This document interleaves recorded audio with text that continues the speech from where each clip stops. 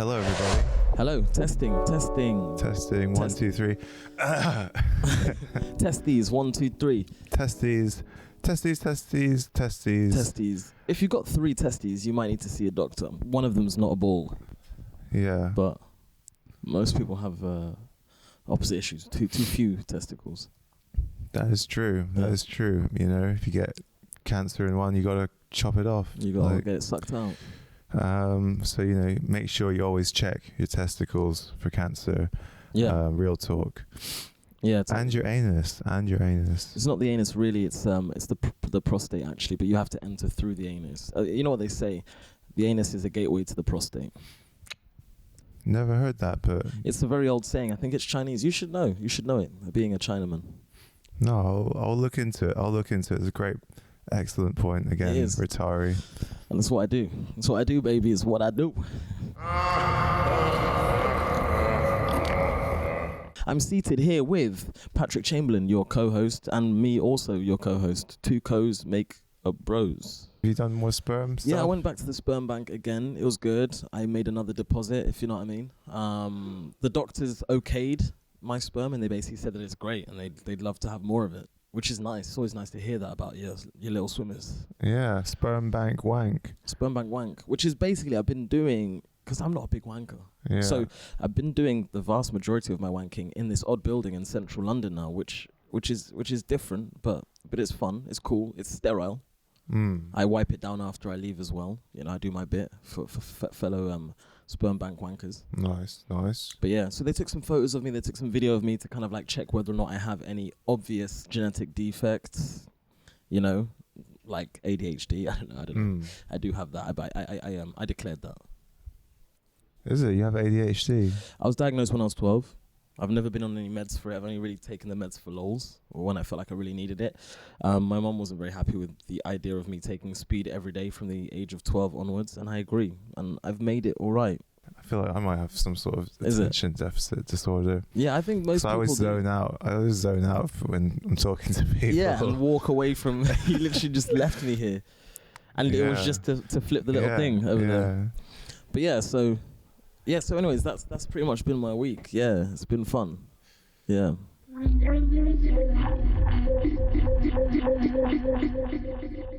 How do you feel about steroids? How do I feel about steroids? Yeah. Steroids are amazing. I have not taken them. I'm taking like, you know, natural type shit to get my testosterone up. You know what I mean? Like Tonga Alley. Not just your testosterone up, also oh yeah, Shaft. My little ding dong. And you're dressed like Shaft today, so I think we should call it Shaft. Yeah, my little shaft. Is your penis skin darker than the skin on the rest of your body? Yeah, I feel like it might be, you know. Is that I like never a general thought about it. Because I always think cock skin's dark. My cock skin's definitely dark. But then when, you know, obviously when I get a boner, it stretches out, so it gets lighter. You know. But I just was wondering if that was the same for people that are half Chinese. Yeah, that's an excellent point, you know, and I will say this, you know, previously, you know, a lot of the girls, you know, they're impressed because they initially thought that I was going to have a small penis, which is a terrible, you know, racist stereotype. Well, is it not true? It's completely not true. How many Chinese willies have you seen? For me, it's not true. You're mixed. Mine's completely average. Yeah. 6 inches. Nice. Not that you needed to know that. Yeah, we could bleep that out maybe. Unless you want the world to know exactly what you've got. I'm okay with it because it's average. Is it all right? Girth-wise, you know, like picture the world's most perfect penis. But that's when I and picture that's mine. No. When I picture that, I see my own. So I think people might be biased towards their own cocks. I mean, because at the end of the day, I think everybody kind of loves their own willy, every man.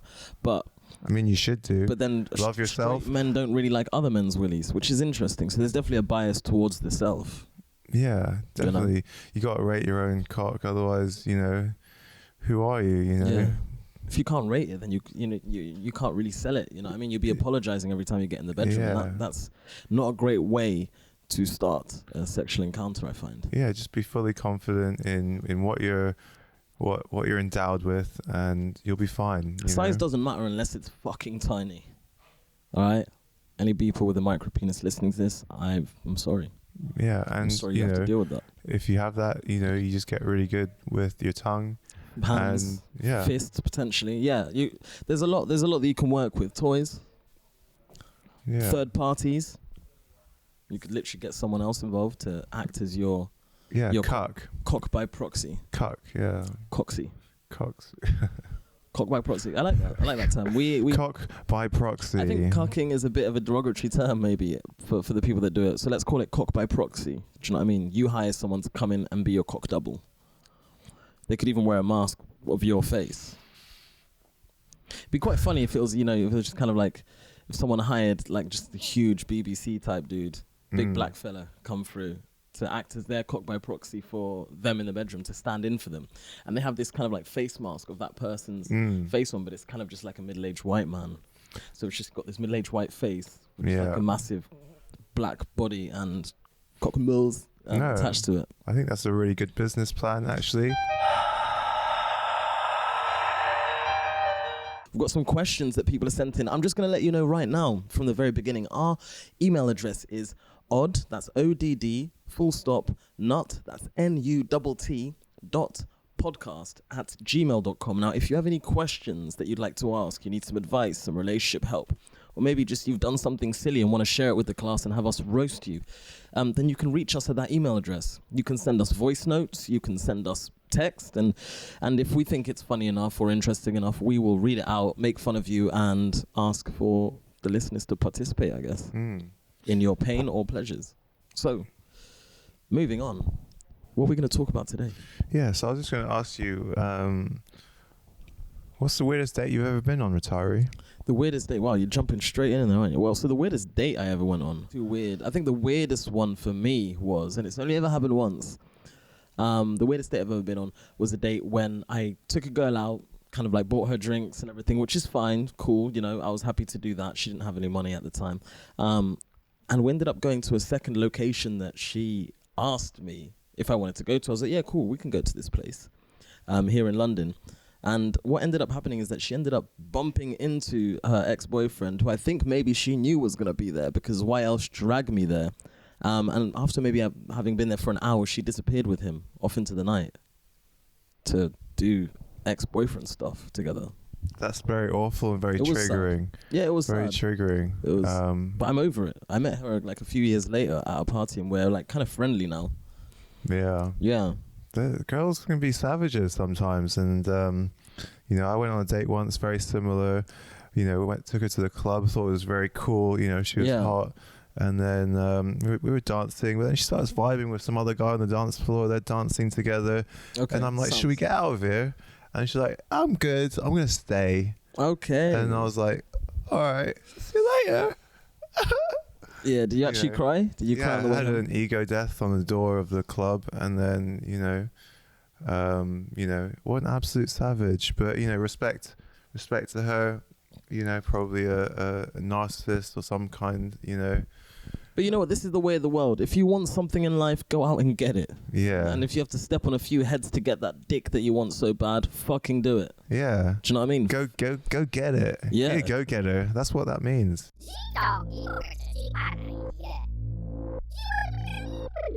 Yeah. I feel like a clown most of the time. And you're looking into people's eyes, and in your head you're thinking, I'm a fucking joke. I am a fucking joke. I can't relate to that. That's deep and dark. Love me, please. You need therapy. You need therapy. All right. We all need therapy, Rutare. And you are bumming me out. So you need to chill. You need to chill out and you just keep your insecurities for some other fucking time, please. No, you're right. Mask on. Mask the fuck on, boy. Mask on. Mask on. Mask off? No. Put that shit Mask on. Mask on. Okay. All right, I've got a couple of questions here that were sent in about, this one is shocking. Okay. So, I accidentally texted my boss a message meant for my significant other. I told them I want to snuggle with them after work. My boss replied, your place or mine. I ignored the message. Now things are awkward. How the hell do I deal with this situation? What the fuck? Yeah, that's a bad one. Do you like your job? I think you could leave. yeah, if I was this person, you're going to have to, you either have sex with your boss, which, we don't advise doing. I don't know. Yeah, I think you should fuck your way to the top. It's the only way to get anything done quickly around here. Depending on what industry you're working in, it definitely can definitely help. But, if you have a boyfriend that you love and you care for, you just say, apologies, boss. I sent this to the wrong person, obviously. And then, you open a window for them to be like, yeah, I know, I was just joking as well, Yeah. And then, when you're in the office, you just laugh. You go, ha, ha, ha, ha, ha, ha. Maybe you don't Just do that laugh to your at boss each at the end of the other. day. The thing is, it's important that your boss kind of likes you, I think, if you want to get anywhere and not get too screwed over in a company. So I think you really only have two options. Either sleep with your boss, but be really bad in bed so they don't want to do it again. Right? Or number two, you draft an NDA, a non-disclosure agreement. You take it to your boss and say, listen, it was a mistake. You sign here, I sign here. I promise never to tell anyone about it. Except these two podcasters who are going to broadcast it all over the fucking internet. But besides that, no one will ever know.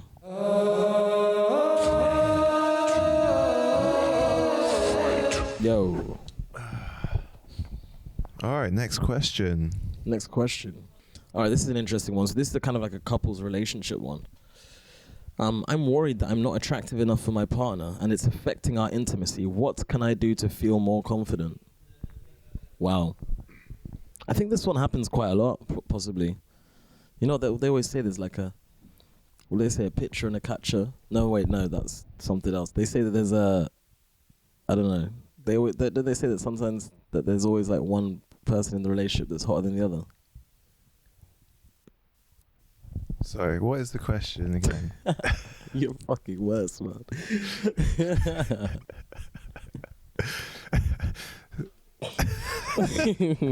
So it's something about confidence. How to be confident in your relationship. No, just shut up. I'll do the question again. Just give me a sec. My recurring nightmares now going forward are just gonna be me speaking for like 2 whole minutes like a monologue, and then afterwards Patrick just looking at me and saying, wait, what?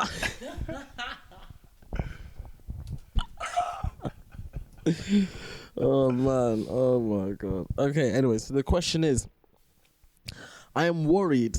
How slow? You're leaning in now. Okay, so the question is, I am worried that I'm not attractive enough for my partner and it's affecting our intimacy. What can I do to feel more confident? Well, I think number one, don't be insecure. Okay. Your partner loves you dearly, and if they're not attracted to you, They might not, by the way. Disclaimer, they might hate you. They might hate you. We're making assumptions here. I think half of people in relationships are probably like, don't really like them very much. The other half are like, yeah, I ride for this one. Yeah, I guess you got to make an effort as well. You got to make an effort for your partner at all times. When you start making an effort for yourself and for your partner, you start losing at life. So always make an effort to be looking good for your partner, basically, I reckon. Do something to be hotter or leave the relationship and find someone ugly to be with. Those are your only two options, in my opinion. Yeah. And good luck to you as well. Thanks for the question as well. Yeah, thank you. Next question. Don't worry about leaving your phone number in the comments. Yeah.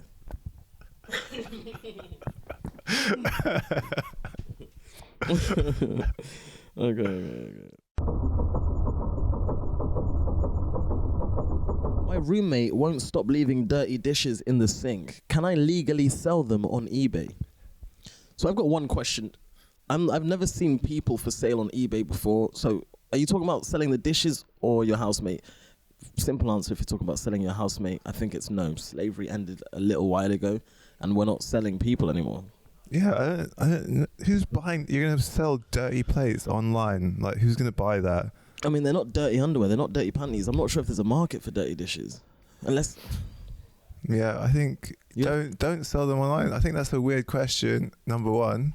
I think you're the problem here. You wash up that person's dishes because they put them there and they're dirty, so you wash them up. How about that? Or just tell Stop them. making a big deal about dirty dishes. Like, I can tell what kind of housemate you are. I'm actually really good. You're actually really good. I'm the one washing up everyone's dishes. Okay, so this is advice that you take for yourself. Yeah. So you just go around washing up everyone's things. If I took a dump in the middle of the carpet right there, would you go clean that up? Okay, number one rule for washing up your dishes. Mm-hmm. Get some washing up gloves so you don't have to touch the dishes and the water, the dirty water. Most people, they don't wash dishes because like, oh, it's annoying. As soon as you put those gloves hands. on, you're in the zone.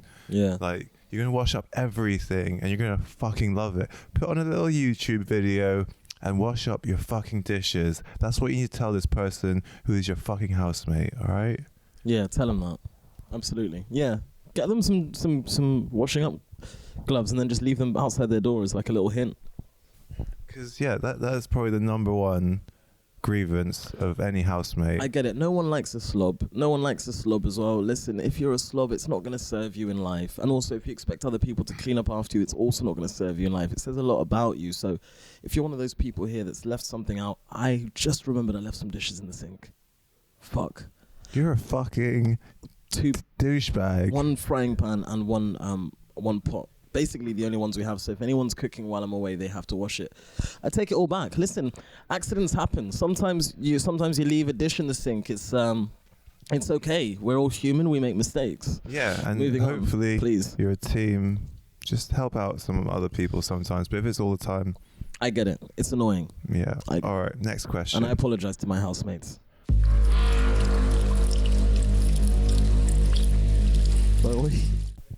All right, so this is one. So I want to impress my in-laws with my cooking skills. Unfortunately, I can only make mac and cheese. How do I spruce up this classic dish? You're a loser. You suck. Honestly, like, with the advent of the internet, every single recipe for every single dish ever made is online. What do you mean you can only make mac and cheese? What kind of psychological barrier is that you've set for yourself? Get it together. You don't deserve your partner. You're not ready to be meeting the in-laws. You're not making the mac and cheese. Yeah, unless it's vegan mac and cheese, like... No, mac and cheese is delicious, but the fact that you've resigned to the fact that that's all you can make makes you kind of... Yeah, step up your game, number one. Step up your fucking game. Step up. You're a top fucking chef. Get that in your head. Someone that only exists on mac and cheese, what does that body look like? Yeah. What does that mind look like? Yeah. That's some beta ass shit, bro. Not gonna lie. Next question, like disrespectful. Dude, that's a disrespectful question. You're lucky I even read this. I should read out your handle in here. If you're this person's girlfriend, leave your phone number in the comments.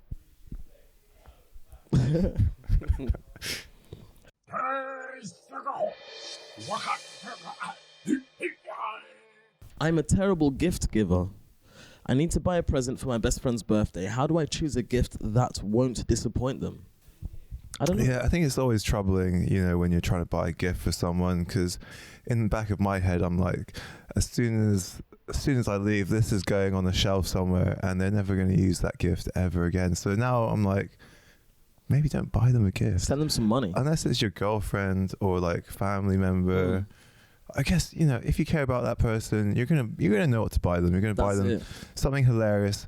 Hilarious things are always good. Like, go online, buy a t-shirt, print their face out on a t-shirt and just say something funny. Yeah. A little funny joke, inside joke. I like the idea of printing stuff on t-shirts because, the thing is, it can only be relegated to a certain length, certain amount of leagues. So number one rating for outfits is, they wear it all the time out in public. But the worst rating for outfits, I think, is probably that. Are you shivering? Probably cold. Yeah. But when you print something out on t-shirts, like, they'll probably just end up wearing it as a pajama. And then you can imagine they lie in bed with clothes that you designed for them. That's sweet. Yeah, I think someone is always going to wear a t-shirt. Next question. Totally. I want to start a cult. What are the necessary steps to get started and how do I avoid getting caught? Interesting. That's a great fucking question. I fantasized about starting a cult before, for sure. Yeah, 100%. Like that's the ultimate aim for every egomaniac. Like, Guilty. You get a cult, multiple wives. I don't know about that bit. I think multiple wives is a bit of a ball ache, probably. I don't think I want more than one. And I'm Nigerian. Like, my great-granddad had 6 wives, 36 kids. But really? I don't want that life. Yeah. You just want one woman. Maximum one. Maximum one woman, possibly none. Okay. Yeah. That's cool. I love ladies, but it's better to be friends with them, I find. Number one rule: how to start your cult. All right. Cool. We got a bunch of advice for this. So Yeah. it's not like I haven't thought about it. Okay. So you got number one. You got to find people who are, sheep. You need to find a bunch of sheep. Find some sheeple. Yeah, some sheeple. Yeah, and I guess maybe rule number one. I think rule number one to starting your cult would have to be you have to have some kind of ideology. How is it a cult and not just a house share? Like, what's the difference between you, yourself, and every other just group of people that live in close proximity with each other? What are you teaching these people, and why do they follow you? Yeah, so you got to have like a list of rules, like Fight Club, and you got to stick to those rules. And you've also got to be like a master manipulator. You got to manipulate people really well, and you've got to get a bunch of sheeple who are going to buy into your little weird cult that you've got going on. So you got to find these people. I don't know how you would go about that, but you just have you have your ideology. Yeah. And then rule number one is definitely having an ideology. Yeah. You make some good, like, nice graphic design posters of things, how everything works. Little pyramid shape, and then at the top is you, and everyone else is like some weird pyramid scheme, and they can never get to the same, brain power as you. Absolutely. You definitely have to distinguish between you and them, because if you're teaching these people a bunch of stuff and they learn it, what stops them from being you? So you have to make that distinction. Why are you superior to them? Maybe you're the son of God. Maybe you're the son of Satan. Maybe you're Donald Trump's illegitimate child. Whatever. Pick something that they cannot be and be that thing.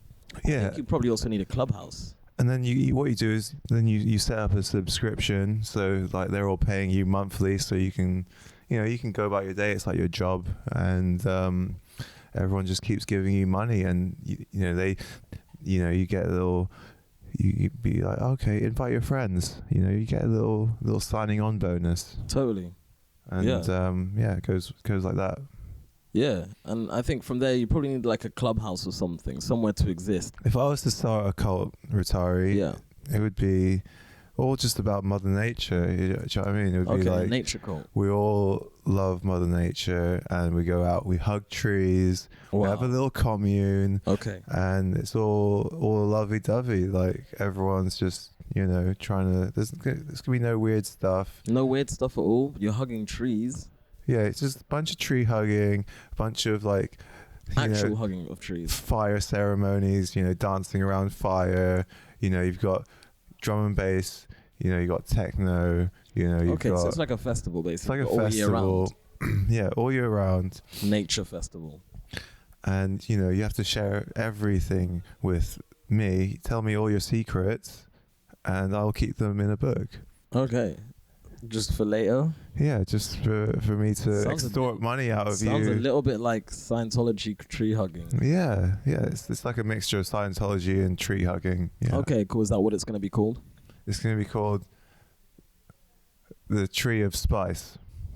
Yeah. The Tree of Spice, kind of like the Tree of Life. A lot of plagiarism going on in your cult. I feel like there's not that much original thought behind any of it. Yeah. I wouldn't join. There's a lot of unoriginal thought going on in my head. And I feel like a lot of your members are going to be unwashed.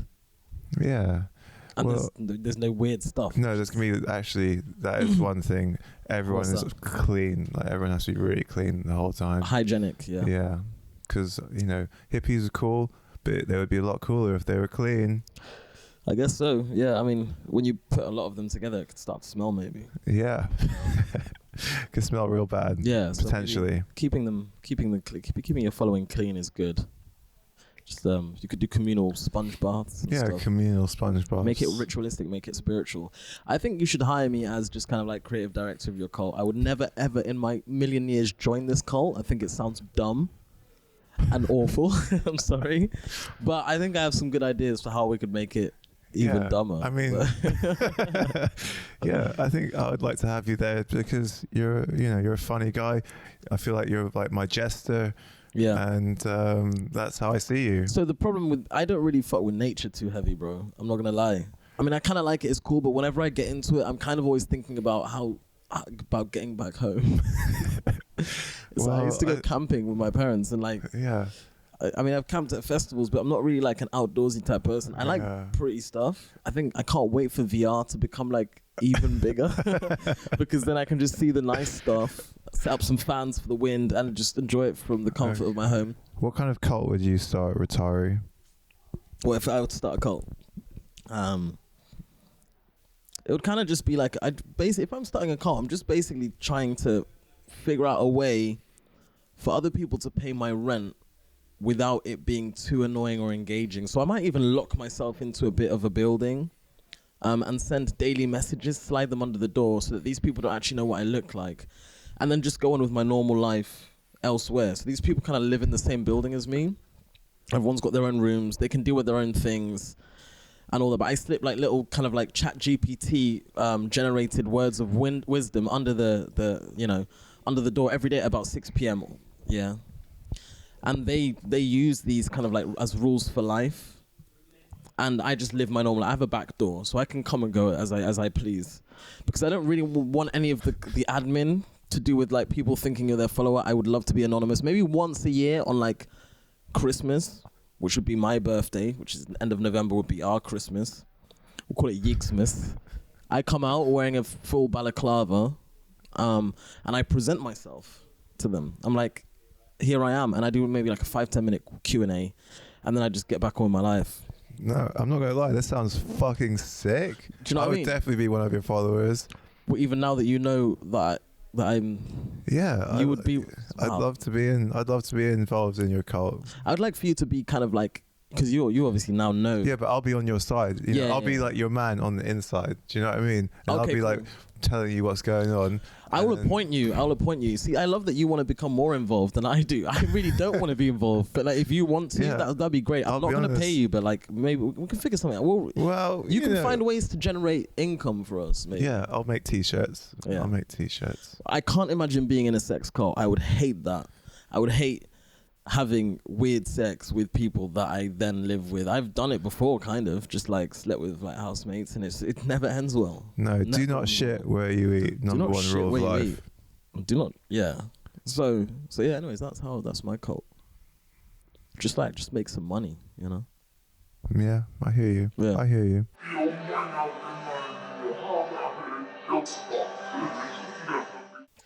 Okay, how about this? I want to spice up my love life, but I'm too embarrassed to suggest new things to my partner. How do I approach this conversation without feeling ashamed? You know what? I feel like certain levels of shame in life are good, you know?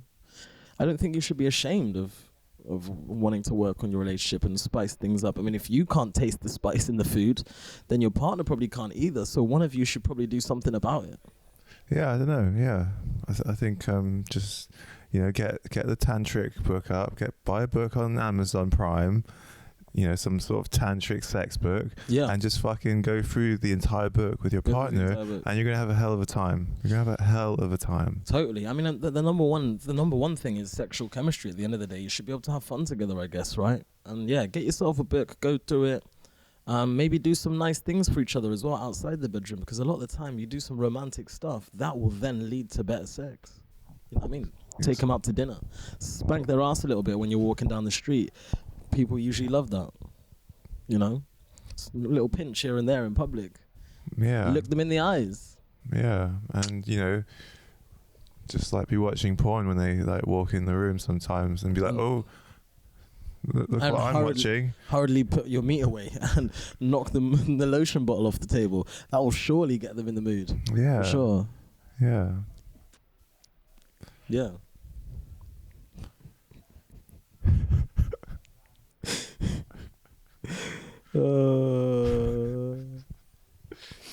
Okay, so this one. Oh, well, this is a bit sad. I want to ask my crush out on a date, but I'm afraid that they'll say no. How do I prepare myself for the inevitable heartbreak? Dude, I'm sorry. I don't mean to laugh at you. It's just that's such a negative outlook. You know what I mean? If you think the heartbreak is inevitable, you'd be a bit silly to ask them out.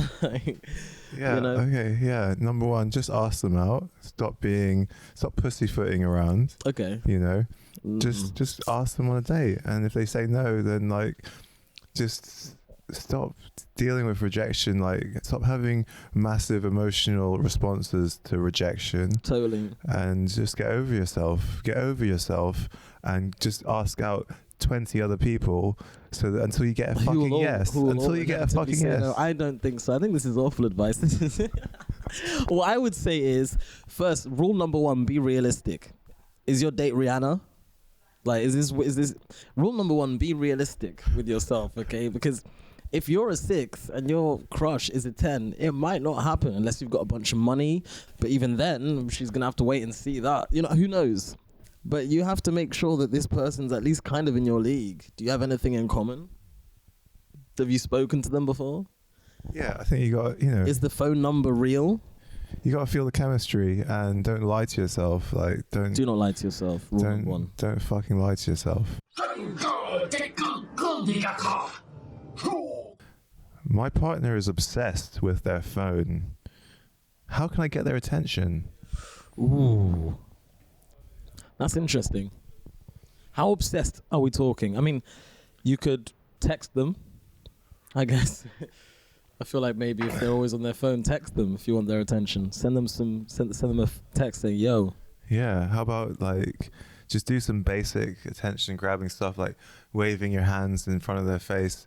Be like, hello, I'm here. Or like stand on a balcony and send them a selfie, like with you hanging off it, or something like that. I think what's happening is they're bored with their relationship, or they're just, you know, it's horrible because you got people addicted to social media. It's Absolutely, like it's sending dopamine hits right to the noggin. Yeah. You've got TikTok, which you're probably watching us on, you know, or Reels. You know, we're part of the problem as well. We're kind of part of the problem, yeah. You know, and happy to be part of the problem. Yeah, I think that is an issue because when you've got people like us grabbing your attention on social media, you know, your partner is going to be secondary, to be honest. Well, so it's basically you're jostling for attention, and your rival is social media or that phone. And the phone can, like you said, give you a whole bunch of dopamine. So I think, in my opinion, how can you give them more dopamine? You need to become a more interesting device than their phone, with all its infinite knowledge and access to millions and millions of hours of pornography and comedy content. Yeah. So you need to become funnier, sexier, and hotter, and just do some cool stuff. Yeah, and also just like call them out on their phone usage and just be like, look, you've got a problem, like you need to call someone. I think that's the issue. There's not like at the moment there's no AA for phone users, from what I can tell. You need PP. PP for phone anonymous. Phone anonymous. PA. Phones anonymous, yeah. Doesn't sound quite as good. Sounds like personal assistant. Because I feel like everyone is addicted to their phone at the moment, and you know it's annoying. I'm guilty of people talking to me, and then you just go on your phone, and it's the most disrespectful thing you can do to someone potentially. Like, I mean, I can think of a few things that are more disrespectful, like taking a shit on someone's chest without their permission. Yeah, it is up there. But so just be in the moment. You need to tell your partner, just be like, in the moment. To be in the moment. Just keep being in the moment. But how do you make that moment worth being in? That's one thing you should think about as well. True. You know, if you're taking them out somewhere nice, or you're doing something nice, a nice gesture, and they're still just glued to their phone, I would say dump them, straight up. But once you've made that extra effort to go that extra mile, to be a real thing that rivals with regards to interest, or to the phone. Once you've made that effort, if they're still not seeing it, then maybe your efforts might be better spent elsewhere. Yeah, I mean, if they're working. If they're doing like emails, like that's fair enough. But if you're just looking at reels, get a life. Yeah, look at the realest real. Yeah, be in the real life. Real. Yeah, real life over reels life. Yeah. Absolutely. But if it's a case of watching us, if you're please watch all our videos all the time. If you're look at our videos more than you look at your partner. Yeah. Send it to all your friends. That is the problem that they're having. Like, if you've got people like us to look at, it's gonna be hard to it's hard to compete with that. To be honest. Look at all this. All right, that was good. That was a good question. Thank you for that. Whoever sent that in. Okay, next question. Yes. My partner and I are having trouble communicating effectively, and it's causing a lot of arguments. How can we learn to listen to each other better?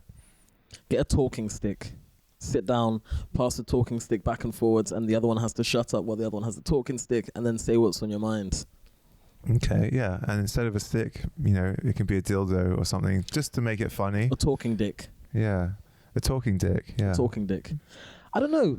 I think this is a common issue for a lot of people, you know, not being able to communicate. I know I've struggled with it for years. I'm older now and I've gotten better and better at it, but it's something I constantly work on. You have to be able to be open. You know, you have to take time to think about what you're feeling, you know, really digest those thoughts, and then make an effort to bring it to your partner in a way that they can understand, a way that they'll be open and receptive to your feelings. Good to say it in a calm tone, because I think everyone's great at communicating when they're angry. We just say all kinds of stuff. You'll be shouting at people, but that's not effective communication. Everything that you feel you need to try and bring that out in a calm way. Yeah. So that your partner has, you know, a good enough chance. Thank you all very much for tuning in to the Odd Nutt podcast once again. We'll be back again next week, no doubt. We had some great questions in this time. Some really funny ones, some juicy ones. We love the relationship questions. We're here to counsel you guys as couples. So please keep sending them in. The funnier the better, but we're also really here to help. Yeah, we love you guys, and love you to bits. You know, we love you so much. Absolutely. So follow us. Thanks for supporting. Yeah, follow us. Share us with a friend as well. Yeah, why not? Talk about us. Send us to everyone in your inbox. Yeah, and just make sure that you know you love each other, and you know because we love you guys. So yeah, absolutely. Peace out. Peace out. Thank you very much.